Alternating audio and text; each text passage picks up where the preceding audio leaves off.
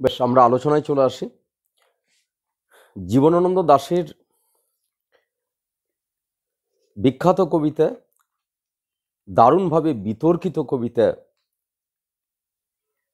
ক্যাম্পে, এই কবিতাটি আজকে আমাদের আলোচনার বিষয়। জীবনানন্দের প্রথম কাব্যের নাম ঝরা পালক, 1927। ওনার দ্বিতীয় কাব্যগ্রন্থ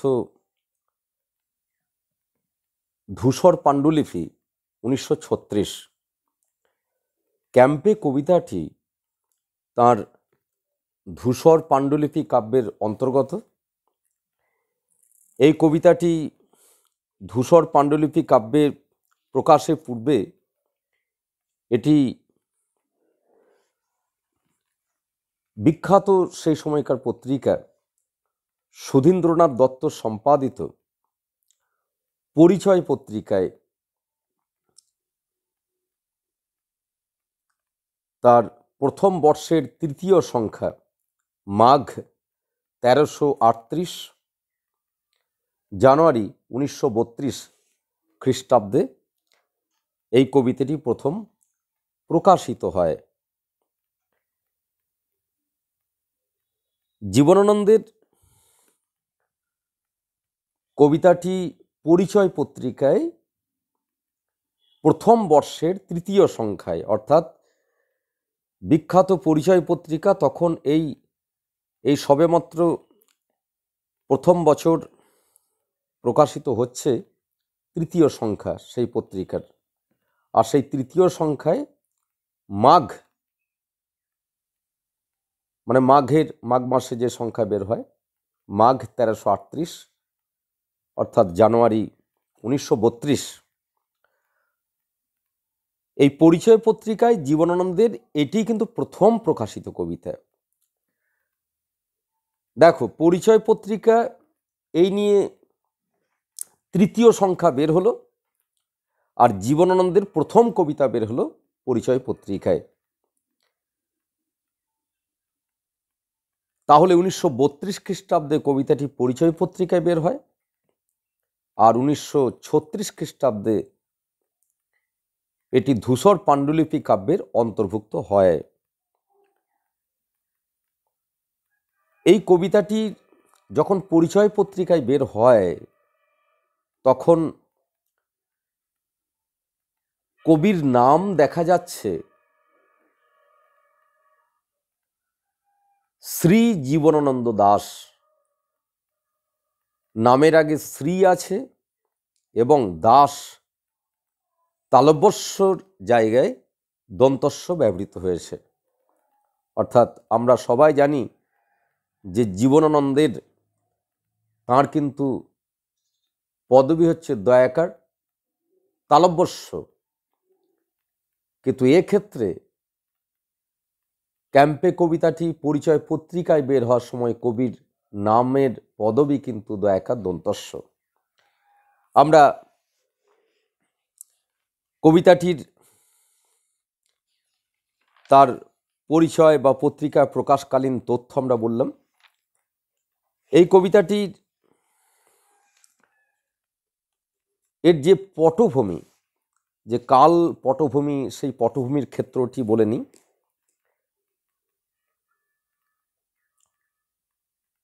বিংশ শতকের 20 এবং 30-এর দশক। বিংশ শতকের 30-এর দশক মানেই তো সেই হিটলার এবং মুসোলিনি, আমরা আন্তর্জাতিক ক্ষেত্রে বলবো। বিংশ শতকের 30-এর দশক মানেই তো আমার ভারতবর্ষ পরাধীন। বিংশ শতকের 30-এর দশক মানেই তো সেই শোষক এবং শোষিতের প্রচণ্ডভাবে, শোষিতের ওপর অত্যাচার, শোষকের।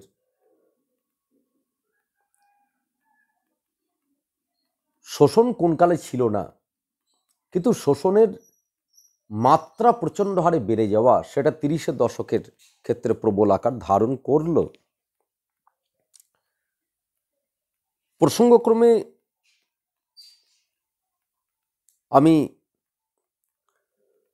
একটি গল্পের উল্লেখ করি, তাহলে বুঝতে পারবে। সেই গল্পের উল্লেখ করার আগে তোমাকে একটি কথা বলবো যে এই ক্যাম্পে কবিতা বুঝতে হলে এই প্যাটার্নটা বুঝতে হবে তোমাকে। আমাদের সমাজে শোষক বলে একটি শ্রেণী আছে, আর আমাদের সমাজে শোষিত নামে একটি শ্রেণী আছে। এই দুটো শ্রেণীর মাঝামাঝি একটা শ্রেণী আছে, তাকে আমরা দালাল শ্রেণী বলি। এই দুটো শ্রেণীর মাঝামাঝি একটা শ্রেণী আছে, যে শ্রেণীরা শোষক শ্রেণীর আন্ডারে কাজ করে, বাধ্য হয়, ইচ্ছা যায় না অনেক সময়, কিন্তু বাধ্য হয়, এবং শোষিত শ্রেণীর কাছে এসে মিষ্টি মিষ্টি কথা বলে তাকে জালে ফেলে, তার সর্বনাশ ঘটায়। তাহলে তিনটে শ্রেণী নিয়ে হচ্ছে আমার কবিতা। আমার কবিতার পটভূমি তিনটে শ্রেণীর উপর দাঁড়িয়ে আছে: শোষক শ্রেণী, শোষিত শ্রেণী, আর মাঝখানে ছলনাকালী সেই দালাল শ্রেণী, যারা শোষিত শ্রেণীকে জালে ফেলার জন্যে, যারা এসে মিষ্টি মিষ্টি কথা বলে তোমাকে সেই শোষকের কাছে নিয়ে গিয়ে তার ওই কারখানাতেই বলো, বা তার সেই কর্মকাণ্ডের মধ্যে বলো, বা তার সেই কয়লা খাদানের খনির মধ্যেই বলো, বা তার সেই হীরক রাজা দেশের খনির মধ্যেই বলো।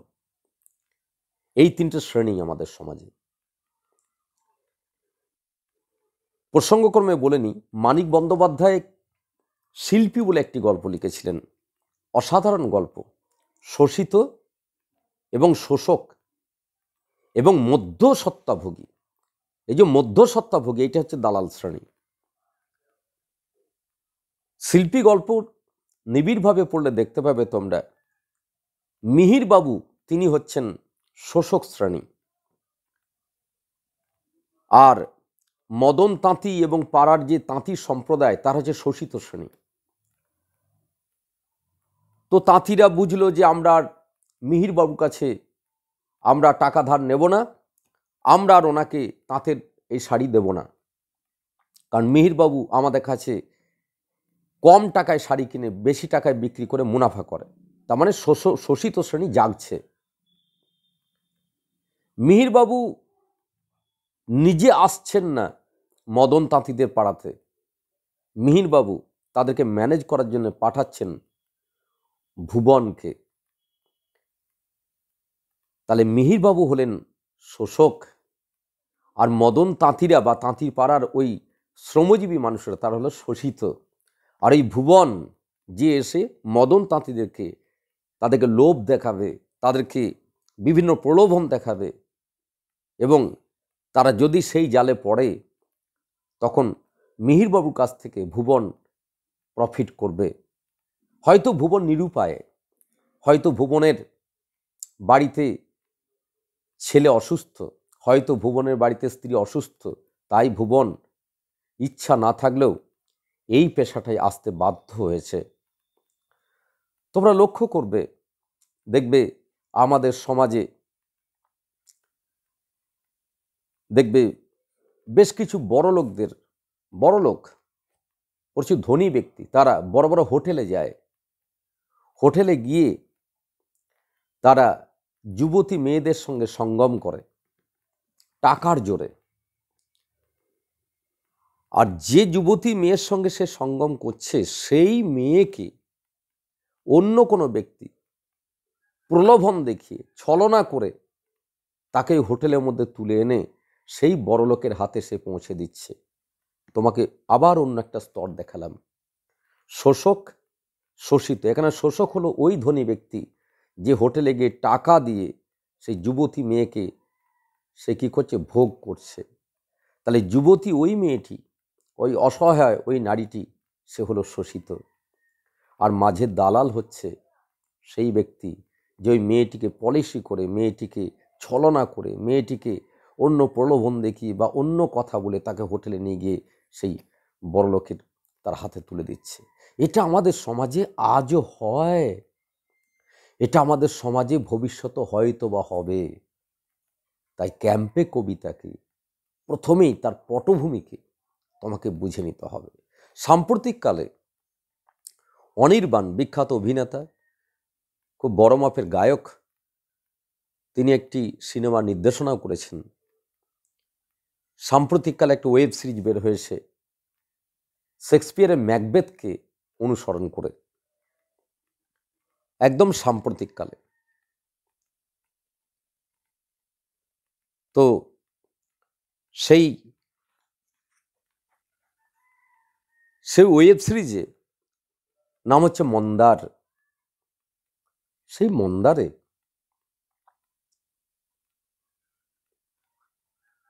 মন্দার বলে যে চরিত্রটি, সেই চরিত্রটিকে ব্যবহার করছে মাছের ভেড়ির মালিক ওই ভণ্ডুলবাবু বা ওই ধরনের একটি নাম আছে। সে ব্যবহার করছে মন্দারকে। মন্দার হচ্ছে একটি গন্ডুস, মন্দার হচ্ছে একটি ভেঁদুস, কিন্তু গায়ে প্রচণ্ড ক্ষমতা আছে। তাহলে মন্দারকে ব্যবহার করছে, মন্দারকে যাকে মারতে বলছে গিয়ে মেরে দিচ্ছে, মন্দারকে লোভ দেখাচ্ছে। আর ওই শোষিত মাছের ওই ভেড়িতে যারা কাজ করে তাদেরকে ওই ভণ্ডুলবাবু তাদেরকে মুঠোয় রাখছে। কার সাহায্যে? মন্দারের সাহায্যে। তাহলে মন্দারকে ব্যবহার করছে। আমি বলবো ক্যাম্পে কবিতা সাম্প্রতিককালে দারুণভাবে বুঝতে হলে তাহলে মন্দার ওয়েব সিরিজ তোমাকে দেখতে হয়।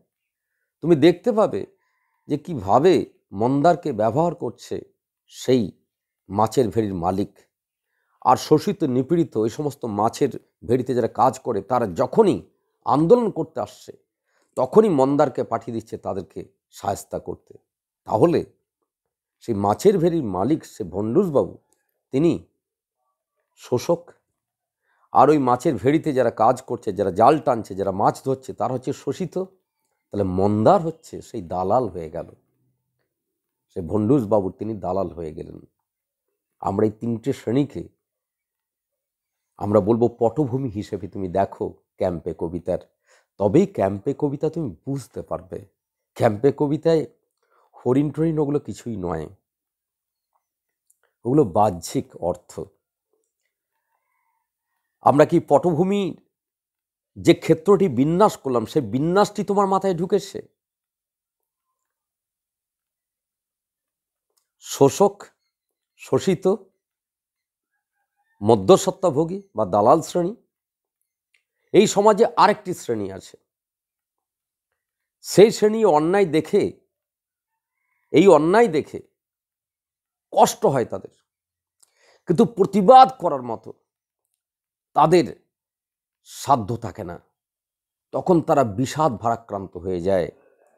তখনই হয়তো বা তারা সেটা পারে না বলেই হয়তো 8 বছর আগের একদিন কবিতার মতো অসত্য গাছিকে গলায় দড়ি নিতে পারে। তারা হয়তো দূরে কোথাও গিয়ে একটু শান্তি পাওয়ার জন্যে তারা চলে যায় যে আমার সমাজ ভালো নেই। এটা চতুর্থ একজন ব্যক্তি। আমাদের সমাজে এই ধরনের ব্যক্তি আজও আছে যারা এই শোষণ দেখে থাকতে পারে না, তাই বেশি সমাজে বের হয় না, একটা ঘরের কোণে ঢুকে যায় বা কোনো নদীর ধারে গিয়ে চুপ করে বসে থাকে। এটা এক ধরনের শ্রেণী আমাদের সমাজে। তাহলে তোমাকে একটা প্যাটার্নে 3টে শ্রেণী দেখালাম, আরেকটা এদের থেকে পৃথক হয়ে এই দৃশ্য দেখে কষ্ট হচ্ছে, কিছু কিছু করতে পারছে না, নিরুপায়, এই একটা শ্রেণী। তোমার কাছে এই 4টা শ্রেণী তোমার কাছে কি পরিষ্কার হলো? এটা জানিয়ে দাও, তাহলে আমরা কবিতায় যেতে পারবো।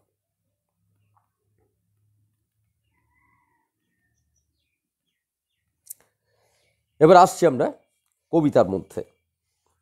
এই কবিতাটি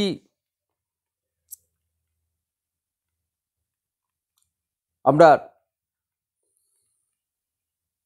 কবিতাটির ক্ষেত্রে আমরা আলোচনায় আসছি। এবার কবিতা আলোচনা আসার আগে আমি সাজিয়ে নিই একবার যে কবিতাতে বনের নিরীহ যে পুরুষ হরিণগুলি সেগুলো হচ্ছে শোষিত মানুষের প্রতীক, আর কবিতায় যে শিকারীর দল তারা হলো শোষকের প্রতীক। এগুলি লিখে নাও, তাহলে তোমার গোলমাল হয়ে যাবে। বনের নিরীহ যে পুরুষ হরিণগুলি কবিতায় যারা দৌড়ে আসবে সেই হরিণীটির সঙ্গে মিলিত হবার জন্যে, সেই বনে নিরীহ হরিণরা হলো শোষিত মানুষের প্রতীক। আর শিকারীর দল যারা ঘাই হরিণটিকে নিয়ে এসে তারা বিভিন্ন রকম আওয়াজ দেওয়া করাবে, অর্থাৎ সেই মিলনের ডাক দেবে, সেই শিকারী দল হচ্ছে শোষক। তার এই ঘাই হরিণীটিকে ব্যবহার করছে, ট্রেনিং দিয়ে নিয়ে এসছে হরিণীটি। সেই ঘাই হরিণীটি হলো সেই সমাজের মধ্যস্বত্বভোগী বা সমাজের সেই ছলনাকারী, সেই ব্যক্তি, সেই দালাল শ্রেণীর ব্যক্তি যে দুটো শ্রেণীর মধ্যে অ্যাডজাস্ট করে দিচ্ছে, দুটো শ্রেণীর মধ্যে খাদ্য এবং খাদকের সম্পর্কটাকে আরো ঘনীভূত করে দিচ্ছে। আর এই কবিতায় ক্যাম্প চেয়ার পেতে কবি বসে আছেন। সেই ক্যাম্প চেয়ার পেতে কবি যে বসে রয়েছেন, সেই ব্যক্তিটি হলেন আমাদের সমাজে সেই ভদ্রলোকটি, সেই নিরীহ মানুষটি, যিনি অন্যায় সহ্য করতে পারেন না, কিন্তু তার এই ক্ষমতা নেই, তার এই সাধ্য নেই যে অন্যায়টাকে থামিয়ে দিই, ফলে তিনি নিরুপায় হয়ে যান। তাহলে কবিতায় আমরা এই কয়েকটি ক্যারেক্টারকে আমরা প্রত্যক্ষভাবে দেখতে পাব। এবার আমরা কবিতায় আসি। এখানে বনের কাছে ক্যাম্প আমি ফেলিয়াছি। বনে বেড়াতে এসছেন, প্রাকৃতিক সৌন্দর্য দেখতে এসছেন, কিন্তু সবাই তো এক হয় না। প্রাকৃতিক সৌন্দর্য দেখতে এসে তোমরা তো মহুয়ার দেশ কবিতা পড়েছিলে সমর সেনের, সেখানে দেখেছো তো যে কবি কলকাতায় যান্ত্রিক জীবন, সেখানে কবি অতিষ্ঠ হয়ে উঠছেন। তাই কবি সেই বিহারের মহেশ মুন্ডাতে গিয়ে সেখানে সেই মহুয়া গাছের নিচে সেখানে তিনিও তো বিশ্রাম চেয়েছিলেন, তিনি তো প্রকৃতির মধ্যে নিজেকে সেখানে নিবেশিত করতে চেয়েছিলেন, কিন্তু সেখানে গিয়ে শান্তি পেয়েছিলেন কি?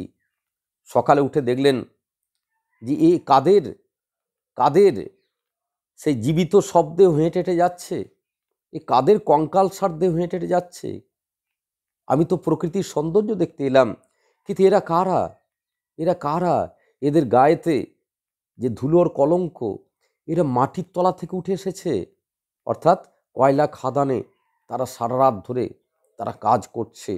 শোষক শ্রেণী, সেই মাফিয়া ডনেরা তাদেরকে দিয়ে জোর করে কাজ করাচ্ছে, ফলে তারা শোষিত মানুষ। তাহলে এটা সবাই তখন গাছের দিকে সব মানুষ তাকাতে পারে না, তখন ওই যন্ত্রণায় তারা আকীর্ণ হয়ে ওঠে, যন্ত্রণা আবিষ্ট হয়ে ওঠে। সবাই তো একরকম হয় না, অনুভবী ব্যক্তি তো আছেন। ফলে মহুয়ার সেই গন্ধ, মহুয়ার সেই সুবাস, মহুয়া গাছের সেই দেবদারু গাছের প্রাকৃতিক সৌন্দর্য তিনি আর নিতে পারছেন না। আমরা ম্যাক্সিমাম মানুষ যখন প্রকৃতি দেখতে যায়, তখন কি ওগুলো আমাদের নজরে পড়ে? যারা অনুভবী মানুষ, তাহলে আমরা বলেছি যে এই ব্যক্তি কিন্তু তোমার আমার মতো সাধারণ মানুষ নন। এখানে বনের কাছে ক্যাম্প আমি ফেলিয়াছি, সারা রাত দক্ষিণা বাতাসে, আকাশের চাঁদের আলোয় এক ঘাই হরিণীর ডাক শুনি, কাহারে সে ডাকে। লক্ষ্য করো, ঘাই হরিণী সেই হরিণীকেই বলা হয় যে হরিণীকে শোষক ধরে নিয়ে গেছে বন থেকে, ধরে নিয়ে গিয়ে তাকে ট্রেনিং দিয়ে কেমন করে আওয়াজ দিতে হয় মিলনের, সেই মিলনের আওয়াজ সে যেন ওই শোষকদের নির্দেশ অনুযায়ী বনের মধ্যে গিয়ে সে আওয়াজ দেয়। সেই আওয়াজে মিলন উন্মুখ হরিণেরা সে আওয়াজ পেয়ে যেন দৌড়ে আসে, এবং দৌড়ে এসে তারা যেন জালের মধ্যে পড়ে যায়। ঘাই হরিণীকে সেইভাবেই ট্রেনিং দেওয়া হয়। এখানে ঘাই হরিণী নিরুপায়, কারণ ঘাই হরিণী যদি শোষকের কথা না শোনে, তাহলে শোষক ঘাই হরিণীকে তাকেই মেরে খেয়ে নেবে, তাকেই কেটে খেয়ে নেবে। ঘাই হরিণী বাধ্য। ঘাই হরিণী শোষকের নির্দেশ অনুযায়ী বনেতে গিয়ে সে কখনো মিলনের ডাক দেয় না, সে সেখানেও মিলনের ডাক দেয়। তার নিজের মধ্যে কোনো মিলনের আকাঙ্ক্ষা নেই, তার মিলনের আকাঙ্ক্ষা সব মরে গেছে, কারণ সে এখন সম্পূর্ণ বাঁধা পড়ে গেছে শোষকের অধীনে। তাই শোষক যা শেখায় সে করতে বাধ্য হয়। ফলে সে যখন মিলনের আওয়াজ দেয়, তখন তার শরীরের মধ্যে মিলনের কোনো আকাঙ্ক্ষা নেই, শুধু ছলনা আছে, এবং সেই ছলনাটা শোষকের দ্বারা তাকে চাপ দিয়ে তাকে জোর করে সেটা করানো হচ্ছে এবং সে বাধ্য হচ্ছে, না করলেই তাকে কেটে খেয়ে নেবে, সে বাধ্য, সে নিরুপায়। তাহলে ঘাই হরিণী হচ্ছে ছলনাকারী হরিণী, ঘাই হরিণ হচ্ছে প্রতারণাকারিণী হরিণী, ঘাই হরিণ হচ্ছে কামের ছলনাকারিণী হরিণী। কামের ছলনা, কাম নয় কিন্তু, হরিণীটির মধ্যে কাম নেই, তার মধ্যে কামের ছলনা রয়েছে। কোথাও হরিণ আজ হতেছে শিকার, বনের ভিতরে আজ শিকারীরা আসিতেছে, বনের ভিতরে আজ শিকারীরা আসিয়াছে, আমিও তাদের ঘ্রাণ পাই যেন। এইখানে বিছানায় শুয়ে শুয়ে ঘুম আর আসে নাকো বসন্তের রাতে। তুমি আমি আমরা হলে নিশ্চিন্তে ঘুমিয়ে যেতাম। বসন্তকাল আজ ফাগুনে পূর্ণিমার রাতে চল পলায়ে যায়, আমরা ঘুমিয়ে যেতাম। কিন্তু সবাই তো আমাদের মতো চাল পাচ্ছি, ডাল পাচ্ছি, দুবেলা পার্কে যাচ্ছি, মাইক্রোফোনে কথা শুনছি, ঝাঁকের কই ঝাঁকে মিশে যাচ্ছি, এরকম ধরনের সবাই তো হয় না। কেউ কেউ তো অন্য অনুভবের ব্যক্তি হয়। তাই এই ব্যক্তি যখন হরিণীর সেই ঘাই হরিণী আওয়াজ শুনছে, তখনই সে অনুভব করতে পারছে হরিণরা আসছে। সেই ডাকে তারা ভাবছে হরিণী আমাদের সঙ্গে মিলিত হবে, হরিণী আমাকে দেহ মিলনের জন্য ডাকছে। তারা তারা অসহায়, তারা সরল মনের হরিণ, তারা কিছুই জানে না, শুধু এইটুকুই জানে যে হরিণী ডাকছে মিলনের জন্যে। তারা দৌড়ে আসছে, আর শিকারীর দল জাল পেতে রেখেছে বনের মধ্যে, আর সেই জালে এসে পড়ে যাচ্ছে। আবার ঘাই হরিণী ডাকছে, আবার বনের অন্য প্রান্ত থেকে আবার হরিণীরা দৌড়ে আসছে, আবার জালের মধ্যে পড়ছে, আবার শিকারীর দল সেই হরিণকে নিয়ে তাদের সেই গাড়ির মধ্যে ভরে নিচ্ছে। এইভাবে শিকারের ক্ষেত্রটা চলছে। এটা তুমি যখন দেখছো তখন তোমার সেই দেখাটা প্রসারিত করতে হবে। এটা শুধু হরিণী শিকারীর দল আর ওই ক্যাম্প চেয়ার পেতে থাকা ওই কবি নয়, এটা আমাদের সমাজের বিভিন্ন ক্ষেত্রে বিভিন্নভাবে এই শোষণ হচ্ছে। তোমাকে দৃষ্টিটা প্রসারিত করতে হবে, হরিণ থেকে সরে আসতে হবে। এটা শুধু হরিণ উনি প্রতীক দিয়ে দেখালেন, এটা ঘাই হরিণী প্রতীক দিয়ে দেখালেন। তোমরা দেখবে, লক্ষ্য করবে, দেখবে তোমার এলাকায় দেখতে পাবে যে এই ধরনের ঘাই হরিণী হিসেবে অনেক মেয়েকেও ব্যবহার করা হয়। আমি সে প্রসঙ্গে বিস্তারিতভাবে যাচ্ছি না। অনেক নারীকেও ব্যবহার করে অনেক সরল প্রাণ মানুষের ক্ষতি করা হয়, তার সর্বনাশ করা হয়। আমরা সেখানেও বলবো যে এই শিকারের প্রসঙ্গ শুধু হরিণী এবং শিকারীর এই ক্ষেত্রে নয়, আমাদের সমাজে বিভিন্ন ক্ষেত্রে ছড়িয়ে রয়েছে। তাই ঘুম আর আসছে না, এই ব্যক্তি তো তোমার আমার মতো নয়। চারিপাশে বনের বিস্ময়ে চৈত্রের বাতাস, জ্যোৎস্নার শরীরের স্বাদ যেন ঘাই মৃগী সারারাত ডাকে। কোথাও অনেক বনে যেইখানে জ্যোৎস্না আর নাই, পুরুষ হরিণ সব শুনিতেছে শব্দ তার। এই পুরুষ হরিণেরা তারা সেই বনের জ্যোৎস্নাকে অতিক্রম করে তাদের মধ্যে কি শরীরী কামনা তাদের মধ্যে জেগে উঠেছে সেই হরিণীর ডাক শুনে। তারা তো জানে না ওটা ছলনাকারী হরিণী, তারা তো জানে না যে হরিণীটি ট্রেনিং প্রাপ্ত হরিণী, ওই হরিণীকে ওইভাবে ডাকা করানো হচ্ছে, তারা কিছুই জানে না। তারা শুধুই জানে হরিণী আমাকে ডাকছে, আমি যাই, আমার মিলন হবে এই বসন্তের রাতে। তাহারা পেতেছে টের, আসিতেছে তার দিকে, সে হরিণীর দিকে আসছে। আজ এই বিস্ময়ের রাতে তাহাদের প্রেমের সময় আসিয়াছে, তাহাদের হৃদয়ের বন, তাদের তাদের সেই সেই অন্তরের সেই চাওয়া, হৃদয়ের বন মানে এখানে আলাদা করে কোনো সিস্টার নয়, এখানে ভালো করে দেখো, এখানে হার্ট সিস্টার, হৃদয়ের বন, অর্থাৎ তাদের হৃদয়ের সূক্ষ্ম সানুরাগ অনুভূতিগুলো তাদের জাগছে সেই বন। কারণ এখানে বন নয়, এখানে হৃদয়ের বন, অর্থাৎ আমার হৃদয়ের সেই সূক্ষ্ম অনুভূতির ক্ষেত্রগুলো জেগে উঠছে সেই হরিণীর ডাকে। বনের আড়াল থেকে তাহাদের ডাকিতেছে জ্যোৎস্নায়, পিপাসার সান্ত্বনায়, অঘ্রাণে, আস্বাদে। কোথাও বাঘের পাড়া বনে আজ নাই আর যেন, কারণ হরিণদের কাছে এই মুহূর্তে বাঘ, এই মুহূর্তে সেই চাঁদের জ্যোৎস্না তাদের কাছে কিছুই নয় এখন, কারণ তাদের কাছে মিলনের আকাঙ্ক্ষাটাই অনেক বড়। সন্দেহের আবছায়া নাই কিছু, কেবল পিপাসা আছে, কিচ্ছু নাই তাদের সামনে। তারা এখন মরিয়া হয়ে দৌড়াচ্ছে, অর্থাৎ আমি যাচ্ছি, সামনে কোনো বাঘ থাকতে পারে, এসব কিচ্ছু না। তারা চাঁদের জ্যোৎস্না দেখতে পাচ্ছে না, তারা বনের কোনো বাঘকে তারা আর কেয়ার করে না, কারণ তাদের কাছে একটাই উদ্দেশ্য, মিলিত হব, মিলিত হব। হরিণী ডাকছে, রোমহর্ষ আছে।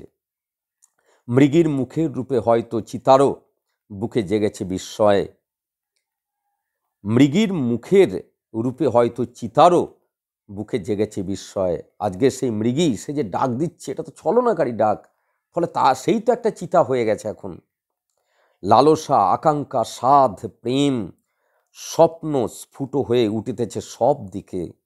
আজ এই বসন্তের রাতে এইখানে আমার নকটার্ন। নকটার্ন অত্যন্ত গুরুত্বপূর্ণ শব্দ। নকটার্ন শব্দটির মানে হচ্ছে বিশেষ ধরনের সুরের কম্পোজিশন। এই সুরটা মূলত ব্যবহার পিয়ানো বাজানোর ক্ষেত্রে। নকটার্ন কথাটি মানে হলো বিশেষ ধরনের সুরের কম্পোজিশন। বিশেষ ধরনের সুরের কম্পোজিশনকে বলা হয় নকটার্ন, আর এটি ব্যবহার হয় পিয়ানো বাজানোর ক্ষেত্রে। আর এই কবিতার ভাবগত দিক থেকে বলবো যে আবেশ মাখা বিষাদের সুর। নকটার্ন কথাটার ইনার মিনিং আমরা এখানে করব আবেশ মাখা বিষাদের সুর, অর্থাৎ কবি এখানে আরাম পেতে এসেছিলেন, কবি এখানে আবেশ পেতে এসেছিলেন, কিন্তু কেমন একটা বিষাদের একটা কম্পোজিশন, বিষাদের একটা সুর কবিকে যেন পেয়ে বসে গেল। কারণ যে ডাকছে সেই ডাক কিন্তু ছলনাকারীর ডাক, সেই ডাক কিন্তু ট্রেনিং প্রাপ্ত হরিণীর ডাক, কিন্তু বনের নিরীহ হরিণরা কিচ্ছু বুঝতে পারছে না। ফলে কবি এখানে আবেশ নিয়ে ক্যাম্প চেয়ার পেতে বসে থাকলেও একটা ধরনের বিষাদ ভারাক্রান্ত ক্ষেত্র কবিকে পেয়ে বসেছে। তাই এইখানে আমার নকটার্ন। একে একে হরিণেরা আসিতেছে গভীর বনের পথ ছেড়ে। আসছে, তারা দৌড়ে আসছে, একদম চোখের সামনে তুমি ছবি দেখতে পাবে, কবি এমনভাবে সাজিয়ে দিয়েছেন। হরিণেরা তারা দৌড়ে আসছে, দৌড়ে আসছে, দৌড়ে আসছে। আমার এই মেয়েগুলিকে যদি কোনো দালাল মিষ্টি মিষ্টি কথা বলে যদি বলে যে চলো তোমাদের চাকরি দিয়ে দেব, আমি এই আমার এই ডিগ্রি, আমি চাকরি দিয়ে দেব, আমি একটা বিশাল কলেজ খুলেছি, কি তুমি সরল মনের হলে, তুমি ব্যাকা মনের হলে তুমি আলাদা কথা, কিন্তু সরল মনের হলে তুমি তো বিশ্বাস করে ফেলবে যে এত সুন্দর কথা বলছে, এত সুন্দর পোশাক আশাক, এই মানুষটা কলেজ করেছে, তাহলে আমাকে চাকরি দেবে, আমি যাই এর সঙ্গে। তুমি গেলে তার সঙ্গে, সেটা কলেজ নয়, গিয়ে কি দেখছো হোটেল, সেখানে শোষক বিশাল বড় গাড়ি নিয়ে এলো, এসে তোমাকে ধর্ষণ করলো। এও তো সেই হরিণী, এই তো সেই ঘাই হরিণী, এই তো সেই শিকারীর দল। আর ওই হোটেলে অনুভবী সেই গার্ড, ওই হোটেলে অনুভবী সেই দারোয়ান, যে দাঁড়িয়ে দাঁড়িয়ে দেখলেও কিচ্ছু করার নেই, তার কিচ্ছু করতে পারবে না। এইখানে আমার নকটার্ন। একে একে হরিণেরা আসিতেছে গভীর বনের পথ ছেড়ে, সকল জলের শব্দ পিছে ফেলে অন্য এক আশ্বাসের খোঁজে। তারা তারা শরীরীভাবে মিলিত হতে চায়। তারা বনের তো ঘাস খায়, কিন্তু এটা তো শরীরী মিলন, কামনার উদ্দীপনা নিয়ে তারা দৌড়ে আসছে। দাঁতের নখের কথা ভুলে গিয়ে তাদের বনের কাছে ওই সুন্দরী গাছের নিচে জ্যোৎস্নায় তারা অন্যভাবে, অন্য মনে, তাদের হৃদয়ের যে চাওয়া, তাদের শরীরের যে চাওয়া, সেই জন্য দাঁত নখ ভুলে গিয়ে ওই চিতাবাঘের দাঁত নখ ভুলে গিয়ে তারা দৌড়ে আসছে। মানুষ যেমন করে ঘ্রাণ পেয়ে আসে তার নোনা মেয়ে মানুষের কাছে, পুরুষেরা মেয়ে মানুষের কাছে যখন যায়, তখন সেই মেয়ে মানুষটিকে সে নোনাভাবে, নোনার একটা বিশেষ বৈশিষ্ট্য হচ্ছে সেই নোনার মধ্যে একটা সৃষ্টিশীল ক্ষেত্র থাকে। নোনা শব্দটি অত্যন্ত গুরুত্বপূর্ণ। বনের তৃণভোজী প্রাণীরা তারা বনের খাবার খাওয়ার পর তারা নিজেদের, তাদের শরীরের, তাদের মনের জোশ আনার জন্য তারা নোনা মাটি গিয়ে তারা ঘেটে ঘেটে সেখানে নোনা মাটি খায়। নোনা মেয়ে মানুষ, অর্থাৎ যে মেয়ে মানুষের কাছে জীবনে বাঁচার আশ্রয় পাওয়া যাবে, যে মেয়ে মানুষের কাছে জীবনে শান্তি পাওয়া যাবে, যে মেয়ে মানুষের কাছে জীবনে আমি বেঁচে থাকার যে প্রেষণা, আমার বেঁচে থাকার যে ক্ষেত্র সেইটি যে পাবো, সেই মেয়ে মানুষটি তো নোনা মেয়ে মানুষ। যে নারী পুরুষের কাছে প্রাণ ধারণের অপরিহার্য উপাদান হয়ে ওঠে, সেই মেয়ে মানুষটি তো হচ্ছে নোনা মেয়ে মানুষ। হরিণেরা আসিতেছে, তাদের পেতেছি আমি টের, তাদের টের পাচ্ছি রাত্রেবেলা কবিকে মানুষ নেত্রে দেখতে হচ্ছে হরিণেরা আসছে আসছে আসছে। তাদের পেতেছি আমি টের, অনেক পায়ের শব্দ শোনা যায়, ঘাই মৃগী ডাকিতেছে জ্যোৎস্নায়। অনেক পায়ের শব্দ, তাহলে কত কত হরিণ আসছে আর একটি ঘাই হরিণী ডাকছে। ঘুমাতে পারি না, আর ঘুমাতে পারি না, শুয়ে শুয়ে থেকে বন্দুকের শব্দ শুনি। ব্যাস, ঘাই হরিণী ডাকলো, শিকারীর দল তাদের জালের মধ্যে হরিণ পড়ে গেল, তারা গুলি করে কি করলো, হরিণকে মেরে ফেললো। তারপর বন্দুকের শব্দ শুনি। তোমাদেরকে বলেছি, শিকার কবিতা পড়াতে গিয়ে যে বনের সরল হরিণেরা তারা বাঘের আওয়াজ চেনে, বনের সরল হরিণেরা তারা অরণ্যের বিভিন্ন প্রতিকূলতাকে চেনে, কিন্তু বনের সরল হরিণেরা যান্ত্রিক শহরে সে বন্দুকের আওয়াজকে চেনে না। তাই তাকে কি করে অতিক্রম করবে সেটা তাদের জানা নেই। বন্দুকের আওয়াজ অর্থাৎ নিরীহ সরল প্রাণ হরিণগুলোকে শেষ করে দিচ্ছে ওই শিকারীর দল। মাঝে ঘাই হরিণীকে টোপ হিসেবে ব্যবহার করে। দেখবে সেই পুকুরে যখন মাছ ধরা হয় তখন ওই রকম করে টোপ ব্যবহার করা হয়। তোমরা জানো ভালো করে যে টোপ গল্পে নারায়ণ গঙ্গোপাধ্যায় দেখিয়েছেন রাজা সাহেব বাঘ শিকার করবে, তাহলে বাঘটা কে? বাঘটা হচ্ছে সে শোষিত মানুষের প্রতীক, আর রাজা সাহেব কি? শোষকের প্রতীক। আর ওই হিন্দুস্তান কিপারের ওই ছোট্ট ছেলেটি যাকে পোটলা বেঁধে নিচেতে সেই খাদের মধ্যে ফেলা হয়েছিল, সেই গভীর খাদের মধ্যে ফেলা হলো, যাকে সেই বাঘের টোপ হিসেবে ব্যবহার করা হলো, ওই বাচ্চা ছেলেটি কে? ওই বাচ্চা ছেলেটি যখন গোঙানির আওয়াজ হচ্ছিল, সেই আওয়াজটা কিসের? ও তো ঘাই হরিণেরই। কারণ এই ঘাই হরিণী সে এরকম আওয়াজ করতে চায় না, কিন্তু বাধ্য আওয়াজ করতে, নিরুপায় সে। আমরা দেখতে পাই যে এইভাবেই শিকারীর দল, এইভাবেই ঘাই হরিণী, এইভাবেই সেই নিরীহ সাধারণ হরিণের টিম তারা এসে সেই শিকারীর জালে পড়লো এবং গুলি করে তাদেরকে শেষ করে দিল। এইখানে পড়ে থেকে একা একা আমার হৃদয়ে এক অবসাদ জমে ওঠে। আমার হৃদয়ে, সবার হৃদয়ে নয়। তোমার আমার মতো লোক হলে আমরা আবার গিয়ে শিকারীকে বলতাম, দাদা একটু হরিণের মাংস হবে? এই তো তুমি আমি, আমরা কবিতা পড়ছি, পড়া শেষ হয়ে গেল, ব্যাস। ওই যে নিরীহ হরিণকে শিকারীরা মারলো, তোমার আমার কোনো অনুভূতি আসবে? আমরা শিকারীকে বলবো একটু হরিণের মাংস হবে দাদা, তাহলে রান্না করে খেতাম। এখানে দেখতে পাচ্ছি যে কবি হয়তো কাঁদছেন, কত কষ্ট পাচ্ছেন। বন্দুকের শব্দ শুনে শুনে, হরিণীর ডাক শুনে শুনে, কাল মৃগী আসিবে ফিরিয়া, সকালে আলোয় তাকে দেখা যাবে। আবার সকালে আলোয় সেই হরিণী তাকে দেখতে পাবো।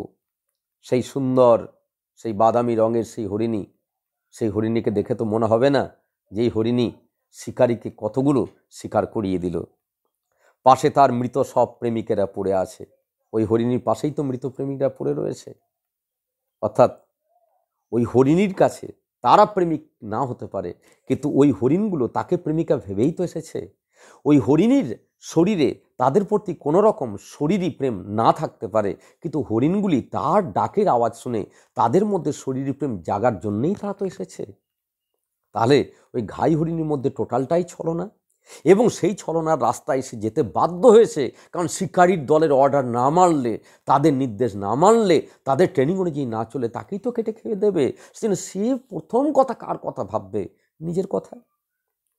মানুষেরা শিখায়ে দিয়েছে তার এই সব ওই ঘাই হরিণীকে ওই মানুষগুলোই নির্মম করে তুলেছে।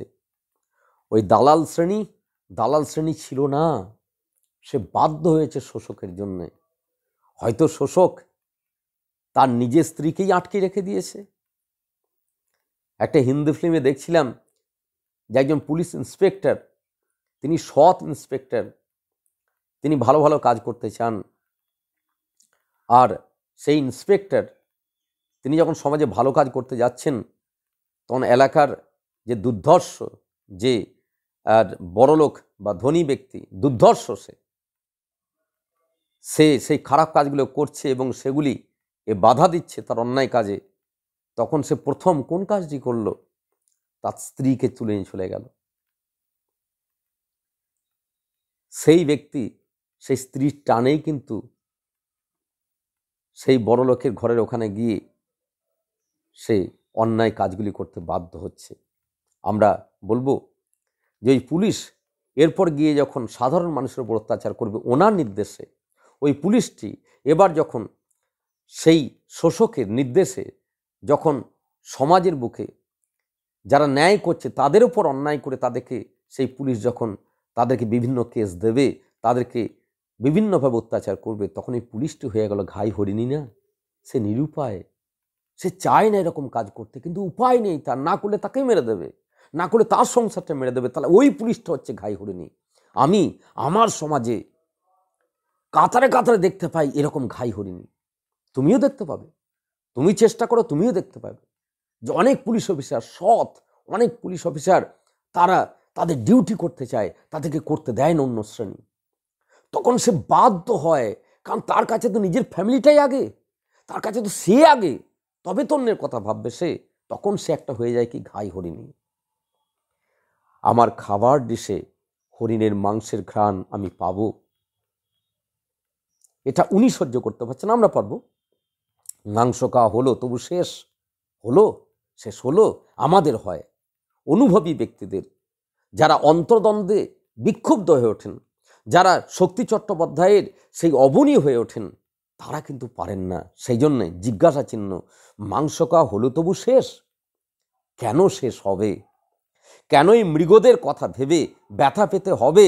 তাদের মতন নই আমিও কি? কবি বোধ কবিতায় বলেছিলেন যে সকল লোকের মাঝে বসে আমার নিজের মুদ্রা দোষে আমি একা হতেছি আলাদা। এই ব্যক্তি আলাদা হয়ে যাচ্ছেন, এই ব্যক্তি আর পাঁচজনের মতো ওই হরিণের মাংস খেতে পারছেন না। এই ব্যক্তি আর পাঁচজনের মতো ওই শিকারী দলকে গিয়ে বলতে পারছেন না ভালো করেছেন, ভালো, বেশ টাটকা হরিণ, ভালোই বটে, বলতে পারছেন না। সবার সঙ্গে থেকেও যেন আলাদা হয়ে যাচ্ছেন। তাই এই ধরনের ব্যক্তি প্রচণ্ডভাবে অন্তর্দ্বন্দ্বে ক্ষতবিক্ষত হন। কোন এক বসন্তের রাতে, জীবনের কোন এক বিস্ময়ের রাতে আমাকেও ডাকেনি কি কেউ এসে জ্যোৎস্নায় দক্ষিণা বাতাসে ওই ঘাই হরিণীর মতো? সেই জন্যই তো ওই ধরনের ব্যক্তিকে অসত্য গাছে গলায় দড়ি নিয়ে মারা যায়। উটের গ্রীবার মতো কোন এক নিস্তব্ধতা এসে তাকে গ্রাস করে, সে ওই জায়গা থেকে বেরোতে পারে না। তখন এই জীবন ডাকবো না, প্রয়োজন নেই এরকম জীবনের। আমার হৃদয়ে এক পুরুষ হরিণ, এখানে ব্যক্তিগত মানুষের ক্ষেত্র বলা হচ্ছে। আমার হৃদয়ে এক পুরুষ হরিণ, অর্থাৎ ওই বনের পুরুষ হরিণের মতো আমাদেরও এবং কবিরও এখানে হৃদয়। পৃথিবীর সব হিংসা ভুলে গিয়ে, চিতার চোখের ভয়, চমকের কথা সব পিছে ফেলে রেখে তোমাকে কি চায় নাই ধরা দিতে? কোনো কোনো পুরুষ একটি নারীকে পাওয়ার জন্যে, মনের সঙ্গিনী হিসেবে পাওয়ার জন্যে সব কিছু বিলিয়ে দেয়। সেই মেয়েটি দেখবে তাকে লাথি মেরে পালিয়ে যায়। বলো, সেই মেয়েটি কি ঘাই হরিণী নয়? সেই মেয়েটি তার টাকাতে ড্রেস কিনলো, সেই মেয়েটি তার টাকাতে মোবাইল কিনলো, সেই মেয়েটি তার টাকাতে বিশ্ববিদ্যালয়ে ভর্তি হলো, সেই মেয়েটি তার টাকাতে গয়না করালো, তারপর সেই মেয়েটির সঙ্গে একটি ভালো ছেলের সম্বন্ধ হলো। তখন সেই মেয়েটি তার বাবার নির্দেশে সেই ছেলেটিকে বিয়ে করলো। সেখানে সেই মেয়েটি বিয়ে করতে যদি বাধ্য হয়, তখন আমরা সেই মেয়েটিকে বলবো তার মন হয়তো ওই ছেলেটির প্রতি আছে, কিন্তু সে বাবা মা কাকা মামা তাদের নির্দেশে এই কাজটি করতে বাধ্য হলো। তখন সেই মেয়েটি কি ঘাই হরিণী হলো না? সম্পূর্ণ দোষ সেই মেয়েটিকে দিচ্ছি না, সে হয়তো বাধ্য হয়েছে এই কাজটি করতে। এখানে ছেলেটি যখন আত্মহত্যা করবে তখন মেয়েটার কষ্ট কি হবে না? হবে, কি তবুও তো তকমাট এটা পড়বে যে ওর জন্যই মরল। তাহলে ঘাই হরিণী তো মেয়েটাই হলো। এখানে পাঁচজন কি দেখতে পাবে? এখানে ছেলেটা কি জানতে পারবে যে ওই মেয়েটার ওপর ওর মামার চাপ ছিল, ওই মেয়েটার ওপর বাবার চাপ ছিল? কিছুই জানতে পারবে না। শুধু এটাই জানবে ছেলেটা, এরকম করলে তুমি আমার সঙ্গে এরকম করে প্রেমের অভিনয় করলে। এই যে অভিনয়, এটাই তো ঘাই হরিণী। সেই জন্য কবিও বলছেন যে আমার বুকের প্রেম ওই মৃত মৃগদের মতো। অনেক পুরুষ এরম প্রেম করতে গিয়ে মৃত মৃগ হয়ে যায়, অনেক পুরুষ প্রেম করতে গিয়ে খেপা হয়ে যায়। চিরদিন তুমি যে আমার, সেই ছবিটা দেখবে বুঝতে পারবে, তুমি পরিষ্কার বুঝতে পারবে যে স্যার আপনি একটি সুন্দর উদাহরণ দিলেন, একটি আমাদের দেখা সিনেমা চিরদিনই তুমি যে আমার, এই সিনেমাটি তুমি দেখবে, সেখানে ওই মেয়েটি হয়ে গেল ঘাই হরিণী, হলো না? কারণ সেই মেয়েটি সিনেমাটির শেষ দৃশ্যে যখন কোলে বাচ্চা নিয়ে স্বামীর সঙ্গে স্কুটার হিসেবে যাচ্ছে, তখন তো ওই ছেলেটি খেপে গেছে, ও তো পুরো খেপা। তাহলে ওই ছেলেটি সর্বনাশের জন্য ওই মেয়েটাই ঘাই হরিণী হলো। এবার তার ব্যাকগ্রাউন্ডে দেখা যাচ্ছে যে মেয়েটি তার বাবার চাপে কাকার চাপে সেটা করতে বাধ্য হয়েছে, কিন্তু করেছে তো। ছেলেটা কাকে দেখতে পাবে? কাকাকে দেখবে, বাবাকে দেখবে না, মেয়েটাকে দেখবে। বনে নিরীহ হরিণ সেই হরিণীর সঙ্গে মিলিত হতে যখন এলো, তখনই তো বন্দুকে গুলির আওয়াজ যখন তাকে ভেদ করে দিল, তখন সে মরে যাবার আগে তো অনুভব করছে যে এরকম করলে তুমি, সে তো পিছনে শিকারীকে দেখতেই পাচ্ছে না। এই হরিণীর মতো তুমি বেঁচেছিলে নাকি জীবনের বিস্ময়ের রাতে, কোন এক বসন্তের রাতে? তুমি কি বেঁচেছিলে না টিকেছিলে? ওটাকে বেঁচে থাকা বলে না। ওরম করে একটা ছেলের সর্বনাশ করে, ওরম করে অন্য একটা ছেলেকে বিয়ে করে, ওরম করে ভালো ভালো খাবার খেয়ে, ভালো ভালো এয়ারপ্লেনে চেপে, ভালো ভালো গাড়িতে চেপে, ভালো ভালো গয়না গুড়ি, ওটাকে বলে না বেঁচে থাকা, ওকে বলে টিকে থাকা। আমরা ওনাকে বেঁচে থাকা টিকে থাকার মানেই বুঝি না। তুমিও কাহার কাছে শিখেছিলে মৃত পশুদের মতো আমাদের মাংস লয়ে আমরাও পড়ে থাকি? একদম কবি জীবন দর্শন ছিল। আমরা প্রত্যেকে এক এক ক্ষেত্রে শোষক, আমরা প্রত্যেকে এক এক ক্ষেত্রে শোষক, আমরা প্রত্যেকেই এক এক ক্ষেত্রে শোষক।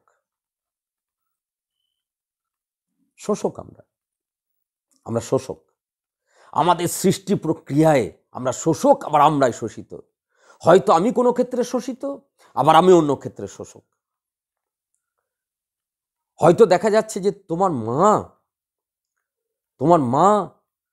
মাকে তোমার এলাকার ওই নেতা জ্বালিয়ে শেষ করে দিচ্ছে।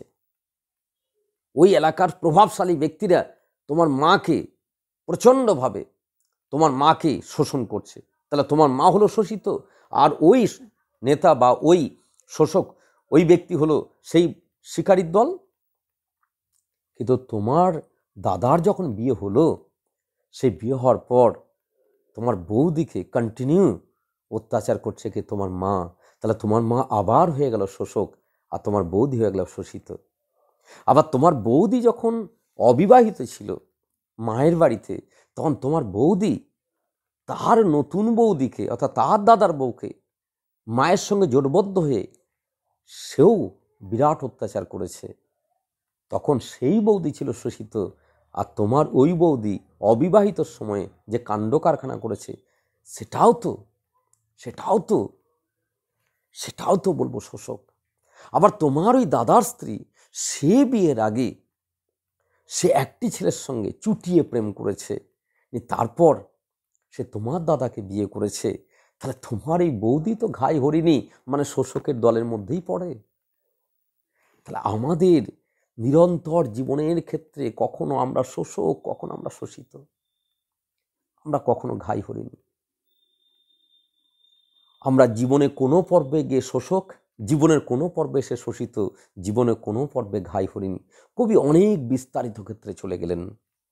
সেই জন্য বলছেন, দেখো তুমিও কাহার কাছে শিখেছিলে মৃত পশুদের মতো আমাদের মাংস লয়ে আমরাও পড়ে থাকি, মৃত পশুদের মতো আমাদের মাংস লয়ে আমরাও পড়ে থাকি, আমরাও পড়ে থাকি, আমাদের মাংস লয়ে আমরাও পড়ে থাকি। তাহলে আমরা শোষক, আমরা শোষিত। বিয়োগের বিয়োগের মরণের মুখে এসে পড়ে সব ওই মৃত মৃগদের মতো। প্রেমের সাহস স্বাদ স্বপ্ন লয়ে বেঁচে থেকে ব্যথা পায়, ঘৃণা মৃত্যু পায়, পায় নাকি?